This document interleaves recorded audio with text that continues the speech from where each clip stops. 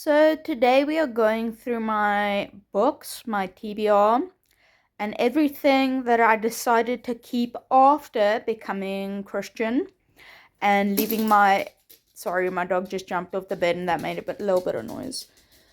And after I decided to stop being lukewarm and I'm going to convert to orthodoxy. So I got rid of most things that contain magic, and I got rid of most things that are fantasy unless I feel they are cozy or innocent enough to leave. So first up we have Booked for the Summer. Then we have The Goodbye Cat. We have Always Isn't Forever, a very sad little YA, I heard. We have The Green Mile by Stephen King.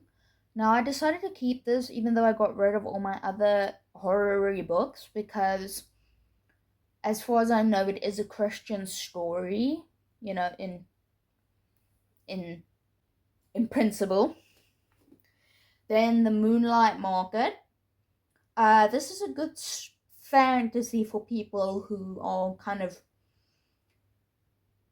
hesitant of magic and stuff like that in books because of Christianity or, I don't know, Islam or whatever. Launch Your Dreams, which is a non-fiction. Star of Persia. It's about Esther in the Bible. It's a fiction. This one is a non-fiction. It's C.S. Lewis's Mere Christianity. Then The Gingerbread Bakery by Laurie Gilmore. I love this series. It's the Pumpkin Spice Cafe series. I love it. It's not spectacular books. It's nothing special. But it genuinely is so cute that you can't help but like it. It's genuinely like 3-star, maybe 3.5-star books. But I just like them. I picked them over 5-star books because I just like them, even though they're not nothing special, Watermoon. I don't know if I'm gonna like this. I don't know how much magic is in this, but I suspect it's also cozy fantasy. So I'm going to read this as far as I can and see what I think, and then get rid of it if I feel it's kind of borderline not okay for how I feel. And don't get me wrong, you can read whatever you want. This is my conviction from Christ. So if you feel different, if you feel you can read horror, if you feel you can read fantasy without any problems, then fine, go for it. This is just my conviction that I don't read horror. I skip through spice, even though I do have spicy books. I just skip through the spice, and I don't read books with magic in them unless they're cozy fantasy. Then I also have The Traveling Cat, which is the same author as The Goodbye Cat. I've got Donna Tartt's The Secret History. I've got This is How You Lose the Time War. We'll Prescribe You a Cat, and Can't Spell Treason Without T. This also has magic in it, but I decided to give it a chance because it is cozy fantasy. Then up here we have The Strawberry Patch Pancake House by Laurie Gilmore, also part of the Pumpkin Spice Cafe series. Say You Swear by Megan Brandy. I think that says Megan, but I'm sorry if I'm wrong. Daisy Hates by Jessa Hastings, and Oscar Wilde, The Picture of Dorian Gray. It's my favorite classic. And yeah, that's the first bit, except for this one on top, which I haven't showed you. It is Dan Brown, The Secret of Secrets. Sorry, I have to hold the tripod here because it can't go any lower.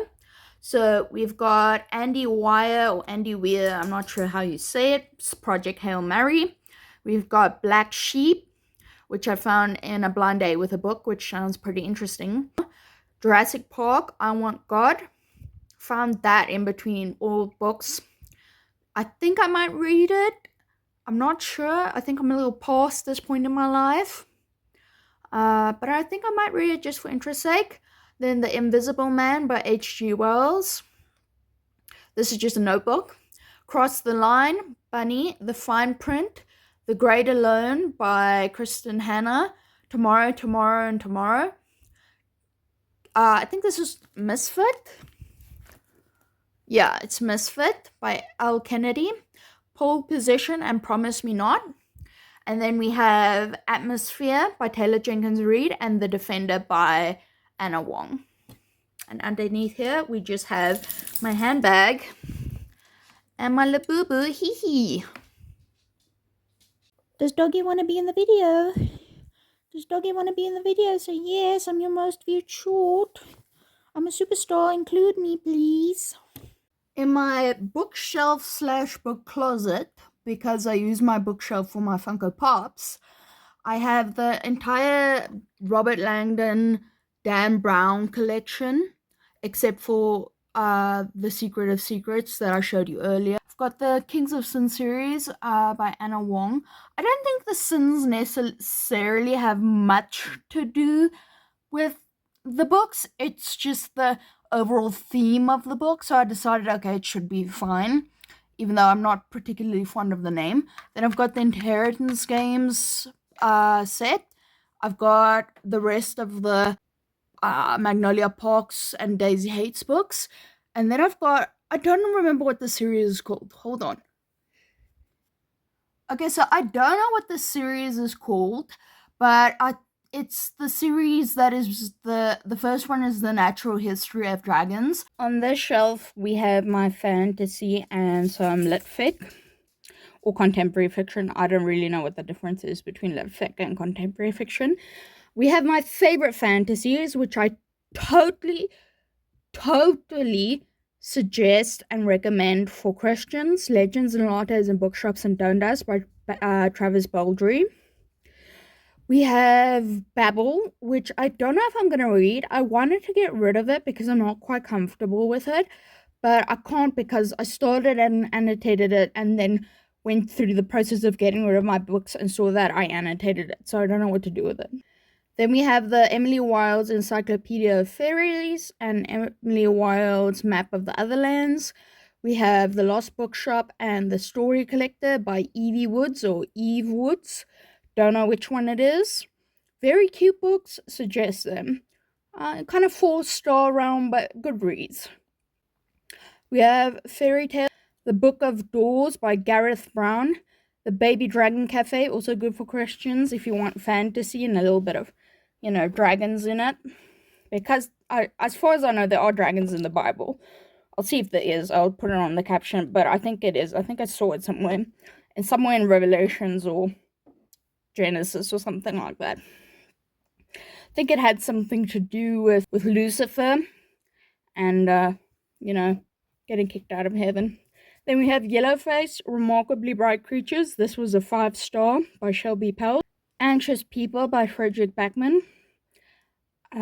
George Orwell's Animal Farm, Sally Rooney's Normal People, Hamlet by William Shakespeare, and The Ministry of Time. And that's the shelf. Here we have some romance and some thrillers that I decided to keep. So we have the Twisted Romance series. We have one of my favorite series, which I talked about previously, the Pumpkin Spice Cafe series. We have the Dreamland Billionaires series. The other one is on the TBR card. And then we've got sorry, I'm looking on the viewfinder and couldn't find the book. We have Red, White, and Royal Blue. We have The True Love Experiment. Spiral, which I read, 5 stars. Striker, which I read, 5 stars. Then we have Lights Out. It's a F1 romance. I suggest it. Then we have Drive Me Crazy, also F1 romance. Silent Patient, 5-star book. These Violent Delights. And then I have The Maidens by Alex. I also don't know how to say that. Why do thriller people always have the weirdest names? Oh my goodness. Not weird, but difficult. Anyway, Stephen King, Billy Summers. That's another thriller that I kept that I thought, okay, this might be okay. And one of my favorite books, If We Were Villains. And that's it. That's all my books. That's everything I decided to keep. Thank you for watching. Please subscribe. I'd love to see you again. Please comment. Tell me what your favorite books are, what you saw, what you kept, and give me some recommendations for Christian reads. Thank you. Bye-bye.